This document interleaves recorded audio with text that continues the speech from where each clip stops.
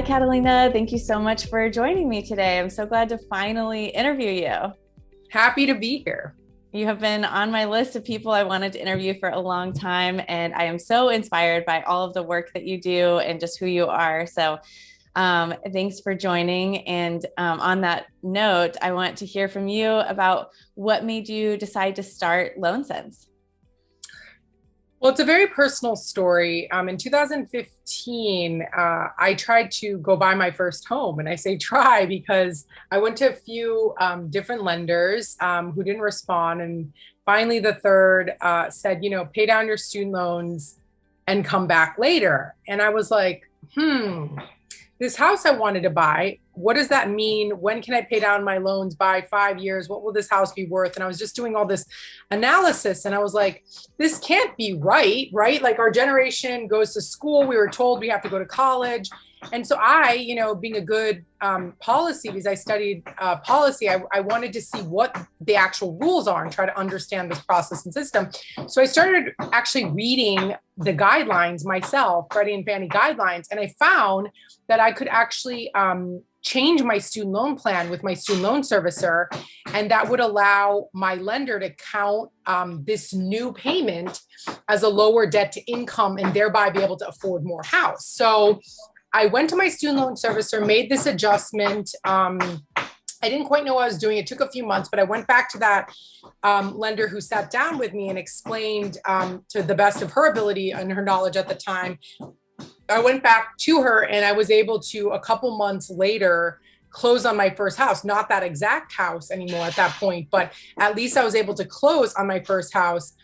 And since then, multiple homes. And I thought to myself, how many people in my generation are getting turned away without any solutions or without being told what the possibilities are because their loan officer just did not happen to know.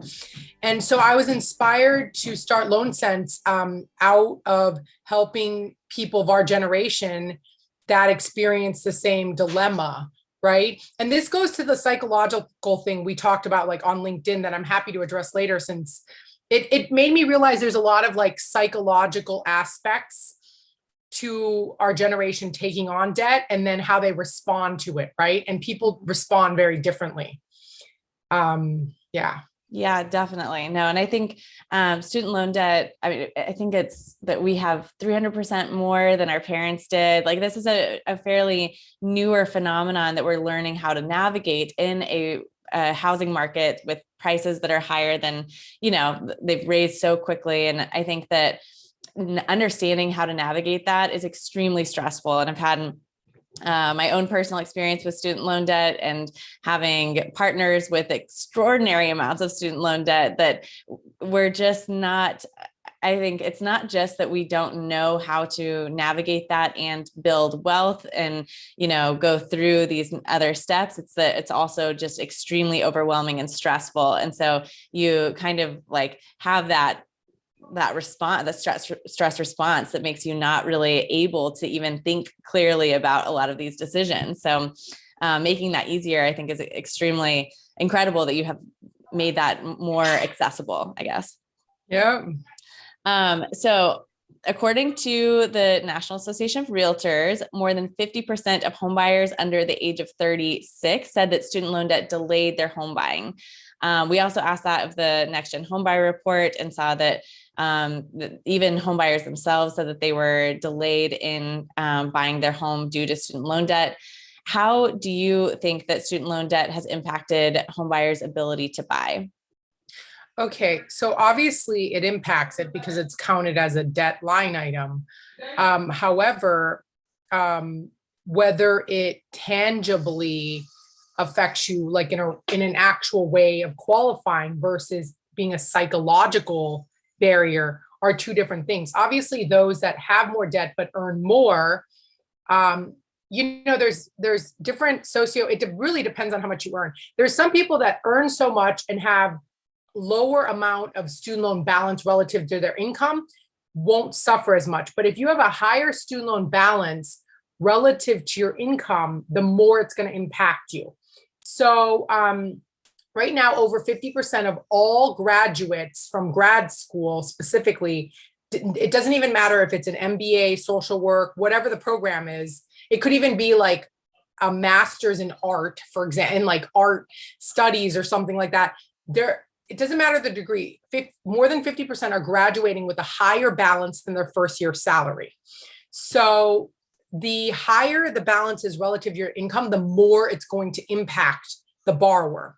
But it doesn't have to, because the government has programs that says if you have an unsustainable payment, if it's a federal loan, which 92% of all loans are, you can enroll into a program with a more manageable payment, and the balance you can't pay. So let's say your payment's $1,000. I'm just using a random number, $1,000. The government says you can only afford a $200 payment based on how much you make. That $800 difference can actually go qualify towards getting loan forgiveness right now as it stands. I know there's a lot of debate in the news, right? But right now you can qualify that towards loan forgiveness. And now that $800 spread can actually go to help you qualify for a mortgage, right? But so there's real barriers for borrowers, and then there's psychological barriers. And the psychological barrier happens where it's like, well, I can't afford it. And they just assume they can't afford it. And then if they go to a lender who tells them you can't afford it, then there's trauma responses. Everybody deals with trauma and stress and anxiety differently. There's the fight or flight response. I'm a fighter. When you tell me no to something or you confront me, I'm going to fight you, right? That's why I'm a founder of a company. But there's people that have a flight response who won't even try again out of fear 10 years later, right? And that difference in how we deal with trauma affects who buys a home. Really, that's the crazy thing. Because if you're a fighter, you're going to go out and try to find more resources and find information. And there's great resources out there. But what we at LoanSense want to do is we want to equip lenders and loan officers with the tools to automatically inform a borrower. Can they in fact afford, and what can they actually afford if they get on the right plan and right size their student loan? That's what I like to, because I want to prevent declining people. You know, let's not decline them and then have them feel hopeless, demoralized, and feel like, oh my God, when can I actually buy? I guess I'll just rent, you know? Yeah. So I know that's probably more than you wanted to No, respond it is to. absolutely everything I wanted to hear, because I'm talking about this all the time, that we can't put our financial decisions over in this other bucket that says we're making logical decisions without our emotions. It's inextricably tied to our feelings, emotions, and experiences. And so, yeah, the way that we respond to trauma is impacting the way that we are qualifying for a loan or not, or whether we continue to try or move forward. And so I absolutely love that you touched on that. And I think it's so important that we, as an industry, start recognizing these other components to be able to help people make logical decisions and smart decisions for themselves. So that's huge. Absolutely. Yeah. So this is definitely connected. What do you think the industry gets wrong about lending to individuals with student loan debt and reaching the next gen consumer? So we did an analysis recently of an IMB for purposes of, I'm not going to reveal who they are, but they're a pretty large lender. And we did a LOS, a loan origination system turn down analysis for them. And they literally turned down, and this isn't even talking about bars we could have expanded affordability for. They turned down $315 million in loans that could have been originated had they just adjusted the student loan payment in 21 days for these borrowers. 315 million in 2021. Okay. And the majority of student loan borrowers that are getting turned down, 96% of them are getting turned down due to DTI, not credit issues.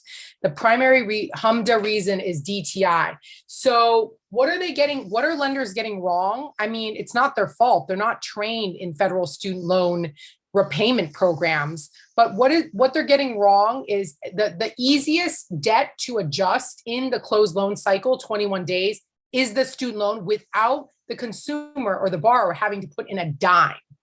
Like if they can adjust their student loan, depending on what their income and their debt level is, upwards, our programs right now are getting an average of $600, based a little over 600, it's like 621 from lenders. When lenders send people through LoanSense, the average reduction is $621. That's a huge boost in affordability, right? Obviously, it's different based on interest rates. So what I think lenders are getting wrong is like by not understanding or understanding it very little, they are actually originating fewer loans and turning down more loans than they need to. And in this market, and especially with these rates and being a purchase market right now, it's vital that we identify these borrowers. And instead of you having to become an expert, it's very simple to, we have a link every lender can get that literally allows the lender to estimate the boosted affordability, invite their client. We will handle the rest of the process and get back all the DTI improvement across Freddie, Fannie, FHA, VA, USDA loan product type on the DTI adjustment to the lender as soon as the consumer enrolls. So we're literally enrolling all the paperwork, we're explaining it to the consumer, and we're getting back the numbers that the lender needs for the underwriting process. So you don't have to become an expert.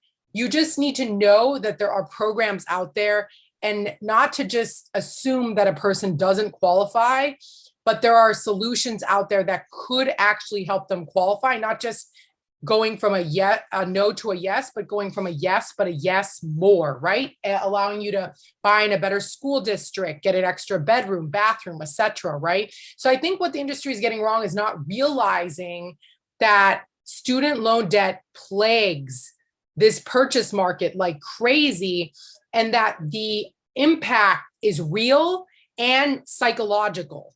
It could just be it's psychological and somebody wants to be kind of understand what they should be doing, especially in July, we're getting kicked back into repayment as student loan borrowers.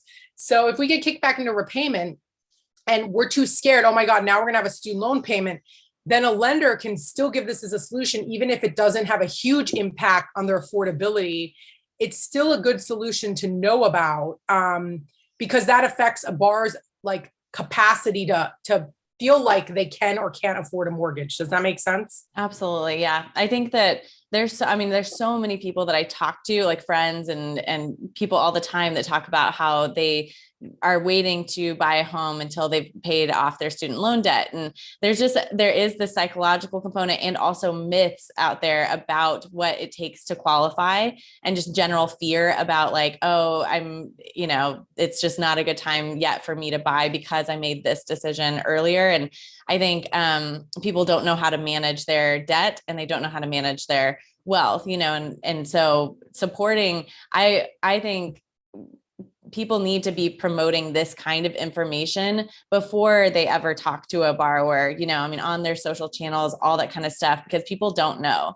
And there's a lot of feeling and emotion tied to it. So, and that's another thing real quick we do for lenders that subscribe to our program. We provide them so much different direct to consumer webinar, social content, all kinds of ways to speak to borrowers. And I have to say from my own experience, so that house I bought in 2015 to now has 4x'd. And it's in the, like, literally I've built so much equity. It's 4x in value. And it's grown in value way quicker than a salary I could ever attain, than a job and a salary I could have ever attained.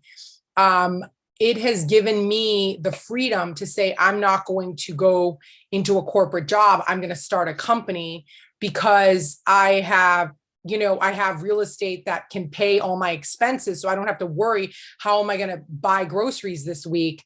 But the point is the value I've created, there's no way I could have created that value by accelerating my student loan payoff. Because even though interest rates for student loans are high, my student loans interest rate is about 6%. The equity I've grown in the real estate I have has grown way more than the interest I'm paying back on my student loan, and then COVID hit. So now we're paying zero interest. So it's like, I'm getting this huge boost in equity, and I'm paying zero interest on my student loans right now. And it's like, had I had that mentality of I'll just wait and delay, I wouldn't have built all that equity up in these properties. And but I would have a $0 student loan balance. And it's like, what is that worth? Really? Like, I might feel better because I'm like debt free, but it's it has a huge impact to like Yeah. what I was I'm worth actually now 5 years later, you know? Yeah, I was talking with a friend about this yesterday that was like, why did I buy my car outright? That wasn't the smart financial thing to do. I should have taken out a loan so that I could put the rest of the money in the stock market. Like if I'm actually thinking about, how to manage debt correctly, that wasn't the smart move, but it just felt like, oh, I don't want to have debt. And that's fine for something like that. But I feel like we just get caught up in that it's a psychological factor that we're not taking into account around making smart financial decisions.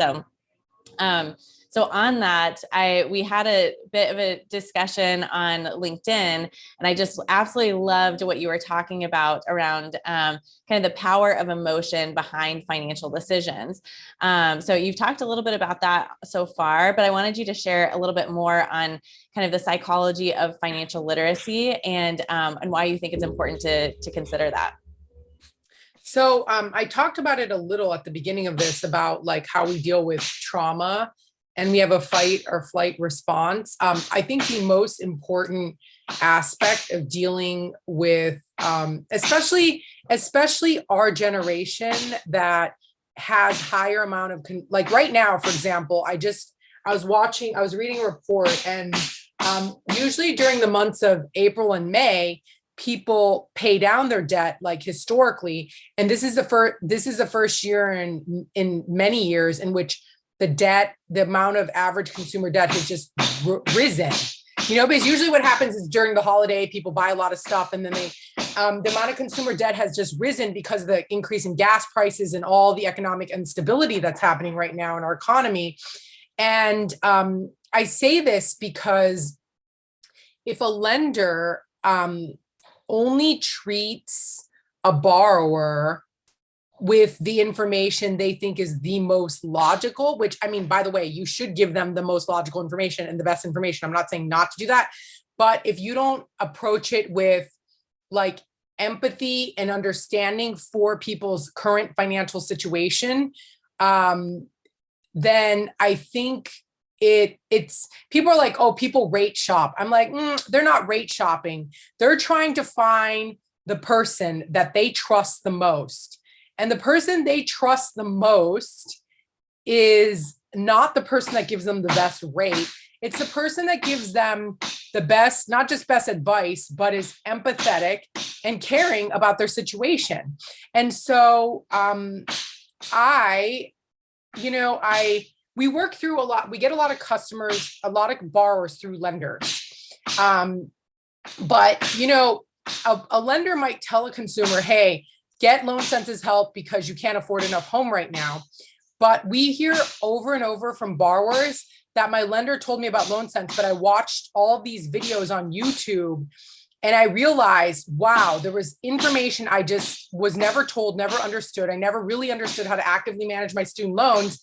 And I'm watching these videos and you guys get it. I know you guys can help me. So it's just that trust building that is psychological. It's good information plus trust. It's like technology plus human, right? And there's ways to scale the human, but you can't really go without it, And so we try to do that through obviously being available once we bring consumers through for a quick call to explain the process. We do it through our digital content where it's like me filming this digital content and people on our staff use it, but the borrower feels like we're speaking to them, right? And I just say that that's such an important part. It's not just good information, but it's like looking a person in the eye, even if it's over a digital means, and saying, I understand you. We're here to help you, and that care and that trust and that comfort matters as much as good information and rates. I would say it matters more than rates, right? Because when I met a really good lender for my purchases, I never went to be like, well, this other person's going to give me 0.01% better, 0.2. It's not even like that much better of a rate, right? It's just like this person's really informing me. I feel comfortable. I trust what they're saying. and they're great, And so the psychological aspect is like being empathetic and then understanding if a person doesn't buy right away, that it's out of fear. And if we continue to speak to them and educate them through nurturing and digital means, even if it's not you personally calling them up, then it goes a long way. There's technology now where we can even voicemail drop people, right? Mm-hmm. So if you had a nurture campaign across a different type of borrower, you can voicemail drop them messages. And that's a very personalized way of like communicating something, even if they decide not to move forward, right? Yeah. So those are some methods we use too. I love it. Yeah. I definitely think when people are rate shopping in our generation in particular, we're not doing it. Like when I was buying a home a year ago, I definitely I wanted someone to tell me what was or like show me and empower me with the information to make a smart decision. But it wasn't until I felt that I had that information that I stopped shopping around, and so it's just, I would pay more. And I think most consumers would pay a little bit more to know that they're making a smart decision, and it's just I think that a lot of people pull back and pull out completely because they don't feel empowered and that they don't have that guide that they can trust in what feels like a really scary situation. So I completely agree.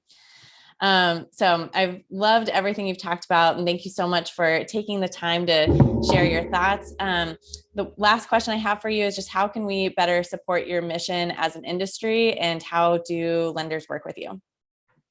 Okay, well, supporting my mission is supporting lenders' mission and the ability to originate more loans, even just loans in your current pipeline that you may be turning away, or loans that speaking to an audience you may not have already spoken to, expanding the market together. Like, how can the industry support me? Our company, it's really, how can we support you in getting the message out? It's so critical that we get the message out from an educational standpoint, but then personalizing that message, which we allow loan officers to do it immediately on a link in under 1 minute and invite clients, or through a direct data connection where we can automate it, right? So for me, it's just like learning, do you have a pipeline of student loan borrowers that are coming through that we can help? And if we can, like, reach out to us, you can, I can leave a link if anybody wants to speak to us. Like, we don't do hard sales. Like, we're all about education because we know we're a new product in the market, as in, this kind of solution hasn't existed for years and years and years. So we're all about education. And so if you think we can help you, or if you're, have multiple loan officers that work under you, your branch manager, regional manager, whatever, we can even do the LOS analysis for lenders to help them see how many loans could they really be originating, right? If we helped with this solution. So for me, it's like, how can you help us? It's like, it's more of like coming to us so we can help you. And then I can leave a link for anybody to schedule time with our sales team if they do have more detailed questions. But we'd love to support people, especially in areas where there's an affordability crisis, and boosting affordability in 21 days by an average of about $100,000 is a value prop that you're really interested in. Like, let us get on our calendar and we can strategize together. Awesome. Well, I'm so excited about what you're doing and really transforming the industry and our generation's ability to buy. So thank you so much for taking some time to chat with me and for doing everything that you do. Thanks, Kristen.